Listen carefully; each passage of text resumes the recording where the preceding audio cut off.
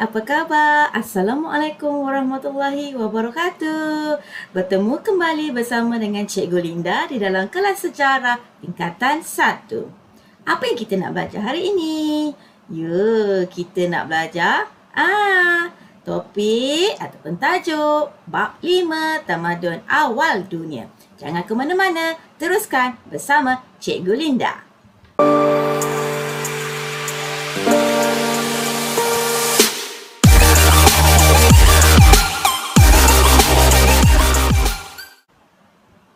Untuk hari ini, apa yang kita nak belajar adalah subtopik 5.1 iaitu 4 lokasi tamadun awal dunia. Mari kita terokai apakah 4 tamadun awal dunia ini. Jangan lupa sediakan buku catatan dan alat tulis untuk mencatat. Ya anak-anak, ini adalah peta dunia. Separuh daripada peta dunia kita akan belajar tentang 4 tamadun. 4 tamadun itu adalah tamadun Mesopotamia, tamadun Mesir Purba, tamadun Indus dan yang terakhir tamadun Huanghui. Ini adalah kedudukan tamadun-tamadun peta dunia ataupun kita kata lokasi. Kita tengok tamadun Mesir Purba. Kedudukannya di mana? Di lembah-lembah sungai. Nampak tak sungai kat sini? Begitu juga tamadun Mesopotamia. Bertemu antara dua sungai, Sungai Tigris dan Sungai Euphrates. Tamadun Indus. Sungai Indus. Ni tamadun Indus. Tempat kat mana? Di lembah Sungai Indus kedudukannya. Lokasi tempat dia dibuka. Begitu juga dengan tamadun Huanghui. Kita ada dipilih tempat di kawasan sekitar dengan Sungai Huanghui. So, apa yang anda boleh gambarkan di sini? Tamadun dulu membuka ataupun menjadikan lokasi, memilih lokasi yang berhampiran dengan sungai. Kerana sungai ini menyediakan atau memberikan pelbagai kemudahan kepada masyarakat. Mari kita lihat. Seperti yang kita telah ketahui tadi cikgu cakap, mereka bermula dan berkembang di kawasan lembah-lembah sungai. Seperti yang kita belajar sebelum ini. Mereka akan membuat dua buah rumah di kawasan berhampiran sungai. Lama-lama ia akan menjadi satu pertempatan. Sebab dah ramai semakin bertambah dan menyebabkan kawasan itu semakin berkembang. Mari kita lihat. Apakah kepentingan sungai? Kenapa mereka memilih sungai? Kalau kita tengok tadi 4 tamadun tadi semuanya terletak berhampiran dengan sungai. Kerana sungai ini dapat membekalkan air untuk tanaman. Kerana aktiviti ekonomi mereka pada suatu masa dahulu, aktiviti pertanian adalah sumber pendapatan, sumber ekonomi, sumber makanan. Kemudian di situ juga boleh buat kawasan pertempatan sebab ada air, kemudahan air. Dan juga sungai dijadikan alat perhubungan. Kenapa perhubungan? Boleh pergi ke satu kampung ataupun satu negara ke negara yang lain dengan menggunakan apa? Kapal. So maka jadilah perhubungan. Pada suatu masa dahulu untuk mereka berdagang atau menyampaikan ajaran-ajaran mereka, agama mereka. Ya anak-anak, hari ini kita akan lihat kepada 4 tamadun awal dunia. Kita akan lihat kepada perkembangan tamadun-tamadun ini. Kita akan lihat kepada perkembangan tamadun Mesopotamia, tamadun Mesir Purba, tamadun Indus dan tamadun Huanghui. Mari kita lihat perkembangan tamadun yang pertama. Bagi tamadun Mesopotamia, dia adalah tamadun yang terawal di dunia yang ada, yang wujud pada suatu masa dahulu. Di mana kedudukan tamadun Mesopotamia adalah di antara dua sungai. Sungai Tigris dan Sungai Euphrates. Pertemuan, duduk dekat situ. Orang katakan duduk. jadikan kawasan itu sebagai tempat untuk mereka membuat penempatan. Okey, tamadun ini berkembang pada awal zaman Neolitik. Seperti anak-anak yang dah belajar pada zaman prasejarah, zaman awal Neolitik adalah satu kata perkembangan daripada pelbagai aspek. Aspek pertempatan, mereka sudah menetap di tepi sungai. Aspek orang kata apa, peralatan sudah berkembang. Begitu juga aspek ekonomi, mereka sudah pandai bercucuk tanam, mereka sudah pandai menternak haiwan. Okay, mereka tidak lagi memburu. Inilah bermulanya, kata-kata tamadun. Mereka telah pandai, mereka ada teknologi, kemudian berkembang menjadi lebih baik atau mendapat kemajuan yang lebih baik. Dan pada tahun 3500 sebelum Masihi, ia berkembang menjadi pusat tamadun awal dunia. Berkembang menjadi lebih hebatlah pada masa 3500 sebelum Masihi. So boleh tengoklah kan kat sini kan, nampak tak kita pertempatan rumah-rumah, bandar-bandar. Tetapi kalau kita tengok sehingga hari ini berita dalam sebuah berita surat khabar, dia katakan tamadun Mesopotamia ini kian pupus kerana kita tidak memelihara khazanah awal terdahulu. Ini adalah orang kata kerugian lah kepada generasi akan datang. Seterusnya kita lihat dalam tamadun Mesopotamia dia ada kerajaan. Maksudnya tamadun Mesopotamia ni besar. So bila dia besar, dia ada kerajaan-kerajaan yang mencapai kemajuan sewaktu tempoh tamadun Mesopotamia ini. Kita ada Sumeria, kedua kita ada Babylon, Akkad, Chaldea dan Assyria. Mari kita lihat satu persatu kerajaan yang wujud dalam tamadun Mesopotamia. Pertama, kita lihat kerajaan Sumeria. Ataupun orang-orang Sumeria lah, kita kata bila di kerajaan dia ada masyarakat. Masyarakat waktu itu digelar Sumeria, rakyat Sumeria. Ini adalah peta Sumeria pada awalnya. Nampak tak? Bandar ataupun kota kita katakan. Sumeria. Kita nampak ada zigurat di sini. Kita nampak ada istana, ada kola. Ni kampung-kampung lah. Kemudian ada pertanian-pertanian di sini. Ni nampak tepi ni. Tepi-tepi yang melengkung lingkaran ni adalah tembok. Tembok. Penting tembok ni. Untuk menghindarkan diri ataupun negara daripada ancaman musuh. Di luar sini kita nampak ada sungai. Inilah sungai Euphrates. Yang menjadi orang kata apa, sumber air, sumber perhubungan. Nampak ada aktiviti perdagangan yang berlaku di sini, akan masuk di sini. Hai anak-anak, ini kerajaan pertama iaitu kerajaan Sumeria. Walaupun wujud pada awalnya, tapi mereka sudah nampak ada perkembangan di sini. Kerajaan Sumeria adalah kerajaan yang terawal wujud di tamadun Mesopotamia. Sewaktu perkembangannya bermulanya daripada perkembangan yang pertama lah. Tahun 3500 sebelum Masihi. Manakala kerajaan Chaldea adalah kerajaan terakhir di Mesopotamia, iaitu pada 539 sebelum Masihi. Di mana ia bermula? Ia bermula di wilayah selatan, iaitu nama kawasan dia ialah Sumer. Nampak tak berkaitan? Wilayah selatan dalam peta tu nama Sumer, dan mereka gelarkan ia kerajaan Sumeria. Orang Sumeria ni dia berhijrah ke sini. Kenapa dia berhijrah? Bila dia berhijrah, dia dapat buat penempatan. Buat tempat baru lah. Tempat baru ada lokasi yang cantik sebab lokasi itu strategik, dekat dengan sungai. Kemudian di sungai itu, disebabkan sungai dia ada lembah-lembah yang kata subur untuk buat aktiviti pertanian. Maka mereka menjalankan aktiviti pertanian dengan cara menembus guna tanah tadi, tembus guna tanah yang ada, kemudian buat saliran tadi yang kita nampak kanal tadi kan. Dan membuat sistem pengairan untuk mengawal air sungai yang masuk. So nampaklah kat sini tadi. Ni contohnya. Ni sungai Euphrates. Okey, ni pertempatan lah yang dibina oleh masyarakat ataupun orang-orang Sumeria pada awal-awal kewujudan tamadun Mesopotamia tadi. Okey, kemudian mereka buat terusan, nampak tak sini? Okey, sistem pengairan.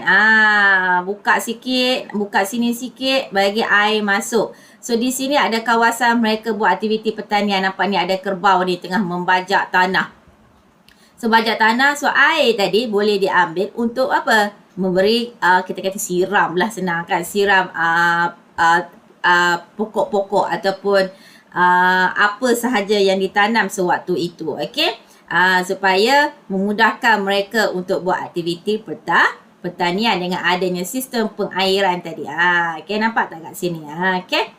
Dan kemudian dapat membina sistem pembandaran. Yang kita tengok tadi pada awal tadi kan. Okay, sebuah kota kerajaan Sumeria. Okay, asalnya hanya penempatan yang sikit, tetapi akhirnya ia berkembang menjadi sebuah bandar yang hebat. Ni nampak sikit lah bandar kat sini kan. Okay, ni sungai-sungai. Okay, kalau kita tengok yang slide sebelum ini, nampak kawasan bandarnya yang besar, ada dikelilingi oleh tembok. Seterusnya kita lihat kepada ciri utama kerajaan Sumeria. Okay, dia adalah sebuah bandar yang maju. Kan hebat. Okay, tamadun awal ini dah maju, kita lihat kan. Kemudian berlaku peningkatan teknologi. Kemudian ada pengkhususan pekerjaan. Sebab apa ada pengkhususan pekerjaan? Dia bukan hanya ada petani selain daripada petani, kita ada artisan. Nampak tak orang-orang yang membina zigurat ini? Ini orang kata pengkhususan pekerjaan lah. Yang tadi petani, ada yang berdagang. So banyak dipecahkan kepada pelbagai jenis pekerjaan untuk memudahkan kepakaran ataupun kata pengalaman mereka untuk membuat sesuatu perkara itu jadi lebih cepat. Ikut bidang masing-masing. Kemudian ada institusi yang kompleks. Institusi kerajaan dia lah. Kemudian kita ada pengurusan simpan kira. Ni simpan kita kata kewangan. Kalau tak ada duit, macam mana kerajaan tadi boleh berkembang maju, betul tak? Seterusnya kita lihat kepada keistimewaan Sungai Tigris dan Sungai Euphrates. Apa keistimewaan kan? Awak tahu kan, tamadun Mesopotamia dia duduk, lokasi dia pertemuan antara dua sungai, Sungai Tigris dan Sungai Euphrates. Kerana di sini dia terdapat oasis. Apa dia oasis? Oasis ni adalah kawasan subur yang luas di tengah-tengah gurun dan gunung. Nampak? Sebab itulah banyak aktiviti pertanian boleh dijalankan. Sebab itu kepentingnya kawasan yang subur. Kemudian dia terletak di kita ada bulan sabit subur antara laut Mediterranean. Nampak ni laut Mediterranean biru dan sungai sini Teluk Parsi. So di sinilah kita kata terletaknya bulan sabit subur ni, yang warna hijau ni lah. Nampak bentuknya lebih kurang macam bulan sabit. Sebab tu namanya bulan sabit subur. Ni kawasan yang penting lah untuk mereka. Kemudian sungai ini disebabkan pertemuan dua sungai, maka di akhirnya nanti kan dia berjaya menjadi sebuah bandar yang besar akibat daripada perkembangan teknologi. Mereka ada pengkhususan pekerjaan tadi. Mereka membuat kemajuan daripada pertempatan yang sikit menjadi pertempatan yang lebih padat dan membentuk sebuah bandar. Dalam bandar itu berlaku banyak aktiviti yang boleh memajukan kerajaan tamadun Mesopotamia. Inilah contoh struktur bandar Mesopotamia. Tadi cikgu cerita ada benteng. Nampak tak ni benteng pertahanan? Kenapa mereka perlu ada benteng pertahanan ini? Ia dibuat daripada dinding-dinding besar ni. Bukan sekadar besar, tinggi. Terlebih tinggi. Kenapa? Sebab nak melindungi bandar itu daripada ancaman ataupun serangan musuh. Sebab kita dah tahu tamadun Mesopotamia ini adalah sebuah tamadun yang hebat.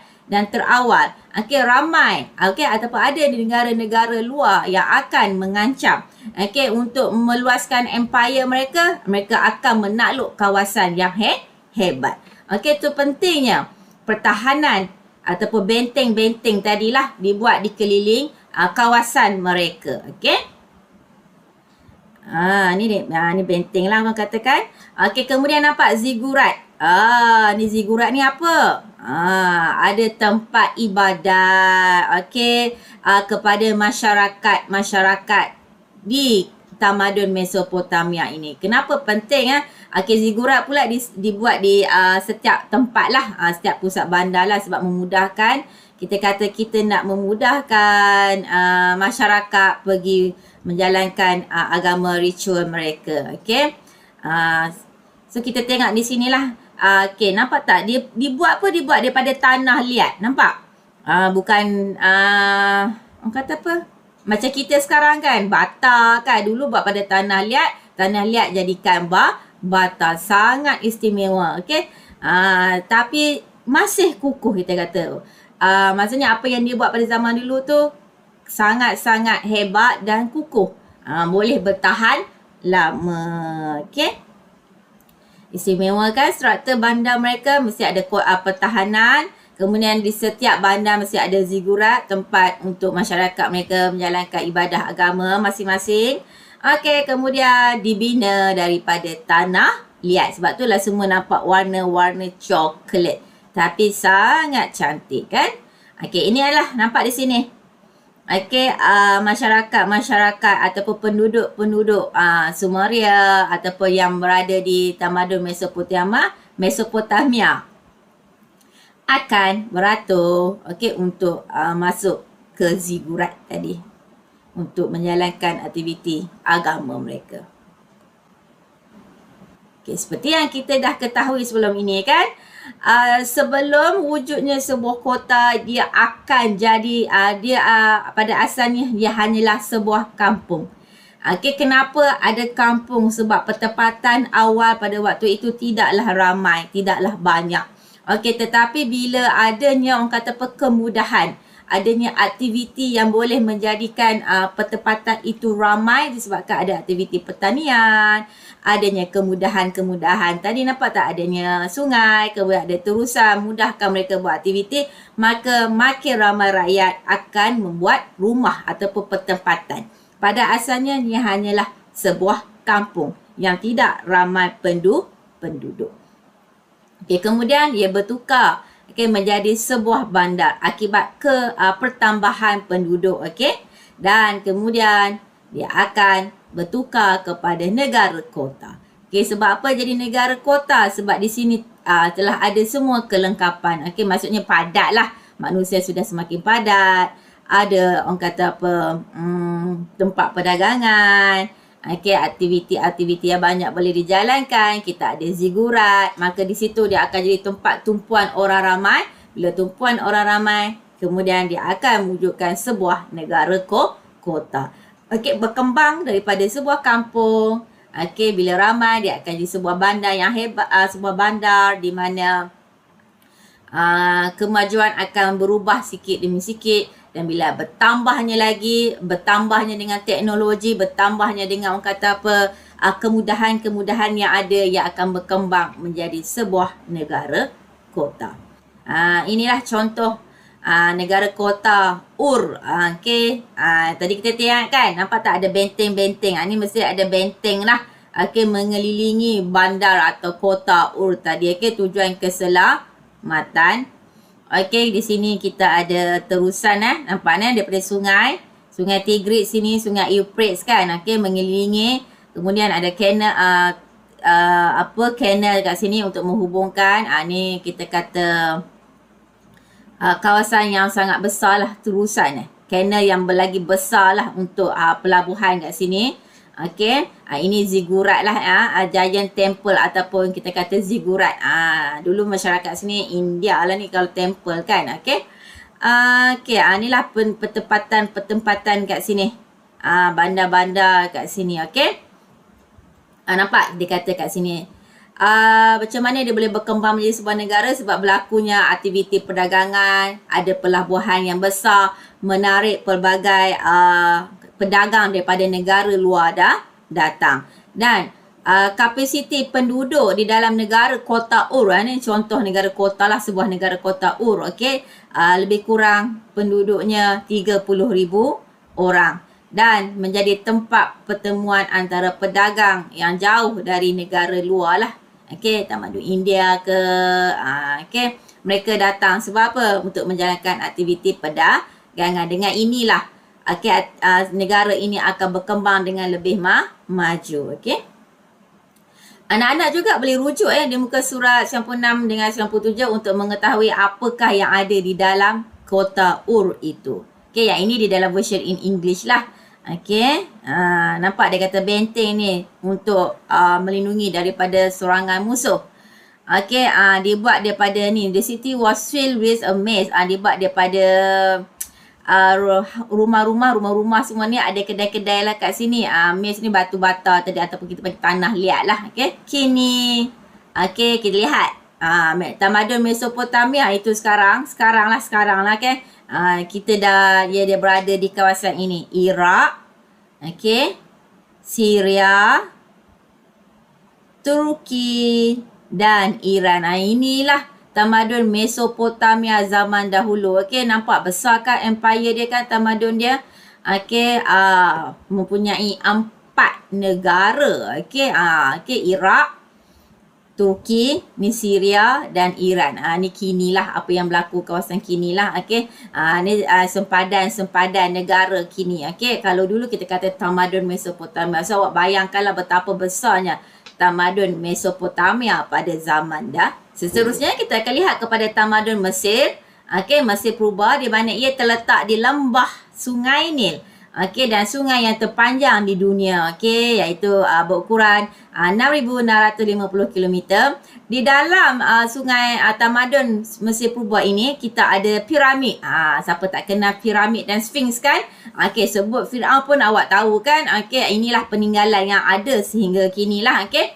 Kemudian kita ada hadiah Sungai Nil. Kenapa kita gelar hadiah Sungai Nil ini? Okey, ni mana hadiah Sungai Nil ni? Okey, Delta Nil ni kan. Okey, sebab dia membawa lumpur berwarna hitam. Lumpur berwarna hitam yang sangat subur untuk aktiviti pertanian pada setiap tahun pada waktu itu. Okey, itu kita kata lumpur. Kita panggil hadiah Sungai Nil lah, keistimewaan kepada masyarakat dulu untuk membuat aktiviti pertanian. Okey, pentingnya Sungai Nil sebab ia membekalkan sumber makanan kepada penduduk, terutamanya ikan. Siapa suka makan ikan kat sini? Ya, cikgu suka makan ikan. Okey, ikan ni banyak protein kan? Okey, kemudian menjadi sumber perhubungan dan pengangkutan dan dapat mempengaruhi pertempatan dan berkembang menjadi sebuah negara kota jugalah. Okey, ini penting sangat kita kata sungai-sungai. Dalam tamadun Mesir purba ini berlaku 3 tahap pemerintahan ya anak-anak. Okey, yang tadi kita sebut Mesir purba, maksudnya Mesir purba ni Mesir kuno lah yang wujud awal. Okay, kemudian berlaku perubahan kepada kerajaan pertengahan dan yang terakhir kita ada kerajaan baru. Okey, sebab tu nama dia Mesir purba. Kerajaan terdahulu yang awal. Okay, kalau kita tengok dalam ni dia sebut Mesir kuno. Okey.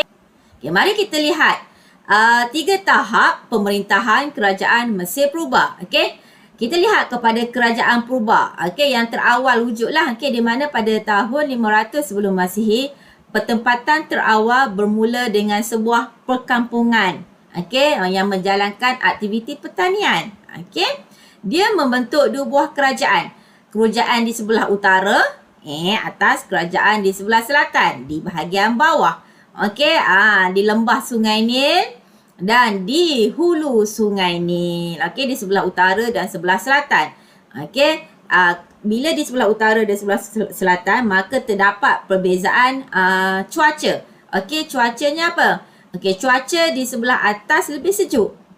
Cuaca di sebelah bawah, bila kita sebut padang pasir, bila padang pasir apa? Cuacanya panas. Okey. Pada waktu ini kita ada Raja Menes kot nak sebut. Okey. Apa yang Raja Menes buat ialah dia menyatukan dua buah kerajaan tadi. Satu di bahagian utara, satu di bahagian selatan. Okey, disatukan pada tahun 3100 sebelum Masihi dan menawan kerajaan utara. Okey. Kemudian dia membuka bandar baru iaitu Bandar Memphis, iaitu dia jadikan ibu kota kerajaan lah, dan mencapai kejayaan ataupun kemuncak kegemilangan pada tahun 2650 sebelum Masihi. Ini perkembangan kepada kerajaan purba pada awal-awalnya. Okey. Seingat pada kerajaan purba ada dua buah kerajaan. Dia sebuah perkampungan pertanian. Satu kerajaan di utara, satu kerajaan di selatan. Okey, pada 3100 Masihi, kerajaan ataupun Raja Menes menyatukan dua-dua ini dan membentuk di utara, mencapai kegemilangan pada 2650 sebelum Masihi. So, mengambil masa jugalah untuk mencapai kegemilangan. Okay. Tahap kedua iaitu di kerajaan pertengahan. Okay, nampak? Dia bermula pada 2100 hingga 1650 sebelum Masihi dan berkembang luas sehingga ke selatan. Ke selatan, gambar ke bawah. Okay. Sungai Nil. Apa yang raja buat? Okay. Raja telah membawa kestabilan dan kemakmuran ekonomi pada zaman ini. Okay, pada kerajaan ini. Kemudian dia menggalakkan kegiatan perdagangan menggunakan jalan sungai. Kemudian dia mengadakan hubungan perdagangan dengan kerajaan luar iaitu Nubia yang terletak di selatan Mesir. Okey. Kemudian adanya perlindungan kepada pedagang-pedagang. Okey, yang mendapat ancaman daripada lanun. Yalah, sebab kita tahu. Okay, kalau kita tengok sekarang pun masih ada ancaman-ancaman. Betul tak? Di laut-lautan, di Laut Cina Selatan kita sekarang kan. Okay, kalau kita nak tengok sekarang pun masih ada ancaman lanun. Apatah lagi pada masa dahulu. Okay, lagi banyaklah ancaman-ancaman lanun yang akan mengganggu perjalanan-perjalanan kapal-kapal besar ini untuk berdagang. Okay, untuk mengelakkan ancaman itu, okay, Raja Mesir menghantar tentera untuk menjaga lautan, laut tadi, dan memastikan pedagang tadi berasa selamat untuk datang ke negara dia berdagang. Okey. Kemudian penduduk Mesir juga nampak. Okey, mereka bekerjasama membina kubu di sepanjang Sungai Nil supaya ancaman lanun tadi tidak sampai ke negara Mesir tadi ataupun ke tamadun Mesir purba tadilah kan. Nak mengelakkan lanun tadi mengganggu kesejahteraan penduduk dan juga aktiviti perdagangan. Bila raja buat macam ni, pedagang akan rasa lebih secure, lebih selamat untuk mereka berdagang.